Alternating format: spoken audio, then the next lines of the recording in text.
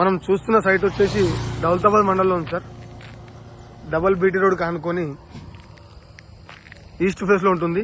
Site వచ్చేసి ఇక్కడ నుంచి సార్, ఈ కనీల్ నుంచి 30 గుంటల సైటు, 30 గుంటల సైట్ సార్. ఈ సైట్ మనకు జేబీఎస్ బస్ స్టాప్ నుండి 83 కిలోమీటర్స్ వస్తుంది. అలాగే షామీర్పేట నుండి వచ్చేసి 63 కిలోమీటర్స్ వస్తుంది సార్. గజ్వేల్కి సైటు జస్ట్ ఒక 25 కిలోమీటర్స్ దూరంలో మాత్రమే ఉంటుంది.